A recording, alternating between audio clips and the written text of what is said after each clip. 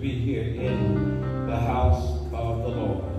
I ask this morning that you turn with me to our text today, which is listed in your worship instrument, Luke the 22nd chapter, verse 19. We'll be generally dealing within that area, verses 16, 19, 20, and 21. But we'll get through this together. But reading at the 19th verse, it says, "And he took bread, gave thanks, and broke it, and gave it to them, saying, This is my body, which is given for you. Do this in remembrance of me." Do this in remembrance of me.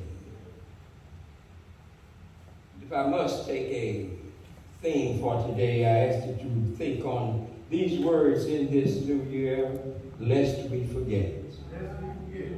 Lest we forget. And I have 2 points that I will be making today. The first is that things are not always as bad as they seem. The second point is that the best is yet to come. And hopefully these points will give you some guidance as to how to approach 2022. Whatever it is that you're going through, realize that things are not always as bad as they seem. If you got Jesus, it's going to be all right. And the best is yet to come. As I looked at the text for the day, my mind kept being directed to the word remembrance. Remembrance, we all know, according to the Greek lexicon, means to call to mind, to bring to mind, or to put in mind of. And I began to think of how often it is that something is said or something is done or something appears a certain way. And it calls to mind.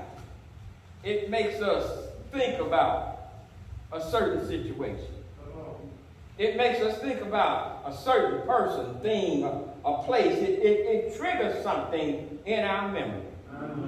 Sometimes the male chorus can sing a certain song and it'll take us back to a certain time and place here at the Tabernacle. You know how it is, especially during these holidays, and we just celebrated Christmas and New Year's. Whenever we have these birthdays and special occasions, maybe a graduation, numerous events and persons and places come to the forefront of our mind. We begin to do as Michael Jackson once wrote, we begin to remember the time. We begin to look back and reminisce about the past and recall events, and sometimes we refer to them as the good old days. God forbid some of our seniors and nonagenarians get together, they can recall some things I think of. I'm pretty sure. I know that they didn't think that they would one day let slip. Stuff that we didn't know about. Stuff we never heard of, but it happened. Some of it happened here at the Tabernacle. But something triggered their memory, and they'll say, "You remember when brother so-and-so?" And so it is. Our memories are triggered by certain places, by certain things that are said, certain events. Yet our ability to recall has always played a major function in our lives. It is when we recall the things of the past that we are not prone to repeat our same mistakes. It is when we recall the things of the past that somehow we figure out how we ought to approach a new situation. You see, Jesus, in his omniscience, was well aware of how the memory works. So just as he was aware of the selectivity of our memories. Oftentimes today, members of society can be found attending events in their fine, yet they have no recollection of what they're there to be honored. People go to the NAACP banquet and you ask them, what does NAACP, and they can't tell you. They have forgotten what it stands for or what its purpose is. They attend various fundraising balls They don't know what they're raising funds for. Oh, they go to a Miss Bronze, and they might go to various 100 men and things like that, but they can't tell you why they're there. There are numerous activities that we attend sometimes that have specific meanings, but for reasons of expediency, I won't go into all of them, but we don't know why we're there. Suffice it to say, however, we do know that it's the place to be seen. Yes, sir. We know what to wear. Yeah. We know what not to wear. Yeah. We know, and I'm going over in the bedroom department, we know who to bring and who not to bring. Yeah. We know who to be seen with and who not to be seen with. Yeah. Even in religious circles this morning, we have this march and this celebration and that celebration. Yeah. But don't ask us the significance of 1870 or 1882. That's right. Or in the case of Lane Tabernacle, 1903. So in that vein, Jesus understands how sometimes men and women will participate in events, but they don't understand the meaning. So Jesus has his disciples there in the upper room. And he is about to do a new thing. He is about to institute the celebration of the Lord's Supper of the Holy Communion. The disciples were knowledgeable concerning the Passover, but they had absolutely no inkling of what the faithful and true, eternal, true sacrificial lamb was about to do. You see, it was in that upper room that Jesus, in Luke 22 and 15 and 16, he says, with desire, I have desired to eat this Passover with you before I suffer. For I say unto you, I will no longer eat of it until it is fulfilled in the kingdom of heaven. I remind you that my first point today is that things aren't always as bad as they seem. Luke 22 and 18 says, then he gave them the cup after giving thanks and told them that he would no longer drink of the fruit of the vine until the kingdom of God comes. But it was in that 19th verse where Jesus did a new thing. He took bread, gave thanks, and he broke it and he gave it to them saying, this is my body which is given for you. Do this in remembrance of me. Lest we forget, it was necessary for Jesus to let them know that from then on, when they did what they did, that they would not be doing it for the same reasons in the past. From then on, when they did what they did, that they would be doing it for a new purpose. No longer would livestock be slaughtered at the altar, for Jesus would suffer death upon the cross for the redemption of sins and be a full, perfect, and sufficient sacrifice. Oblation and satisfaction for the sins of the world. But they needed to be informed so that they could understand that they should partake of the Lord's Supper in remembrance of him. Here Jesus was speaking not only of the Jesus that they knew, but also of Jesus the Christ that he would become after the resurrection. You see, we must remember, lest we forget as we go forward in 2022, when we partake of this Holy Communion. We should call to mind the whole of Jesus.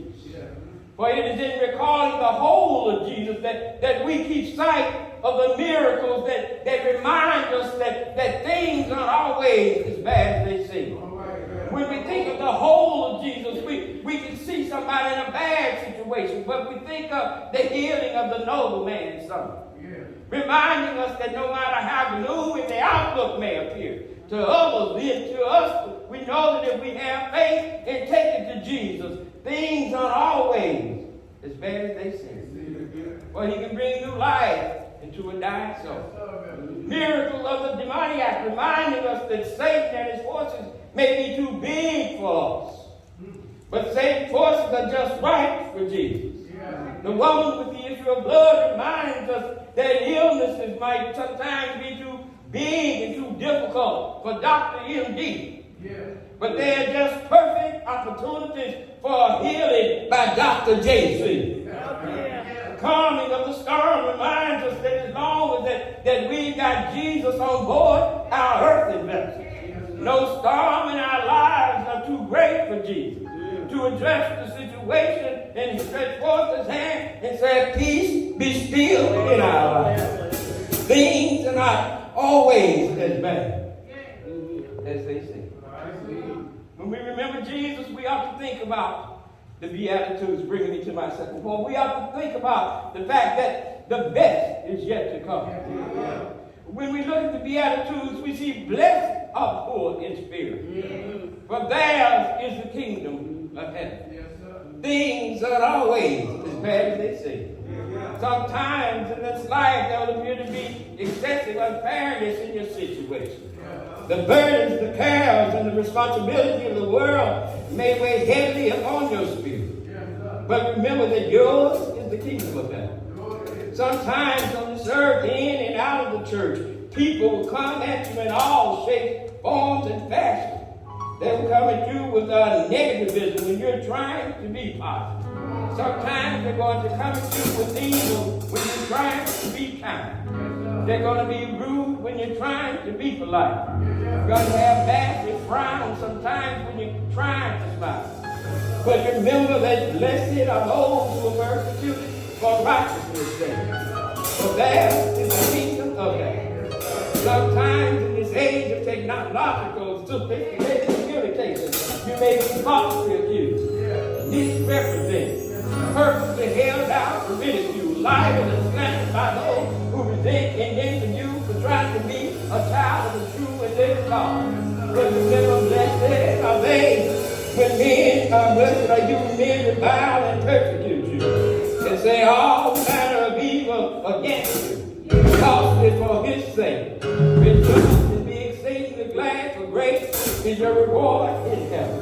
Not only are things not always as bad as they seem, but I want to tell somebody this morning that the best is yet to come.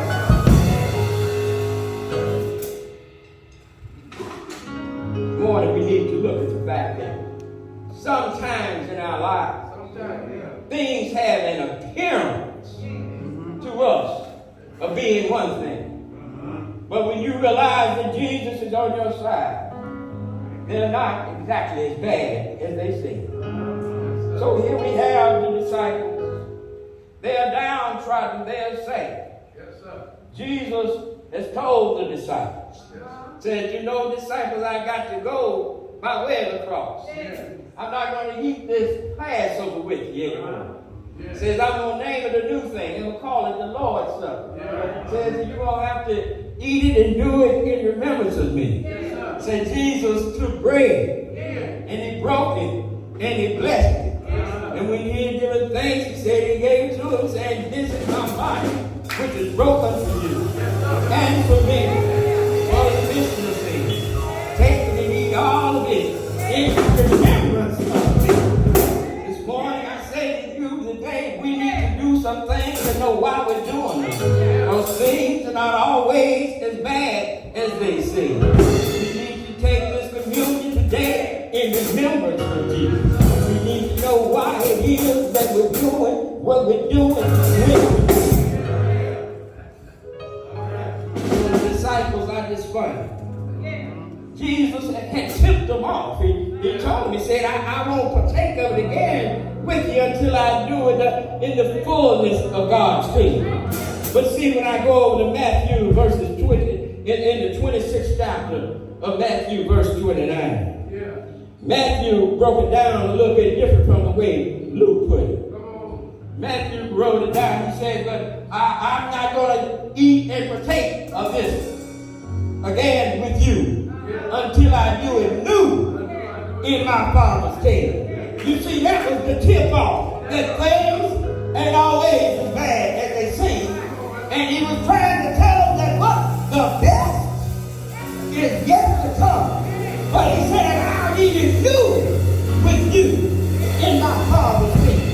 It doesn't matter sometimes what it is that we're going through. It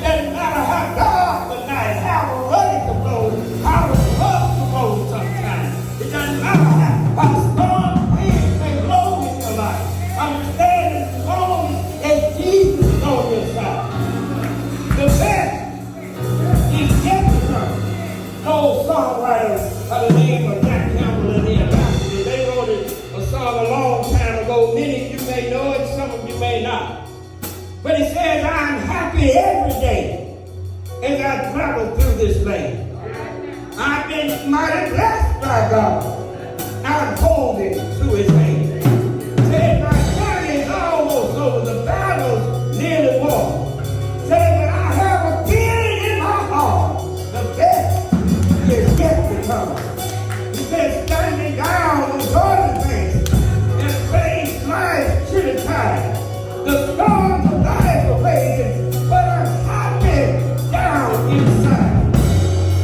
That I see the lifeboat coming, but to take me safe at home. He said, but I have a feeling deep in my heart.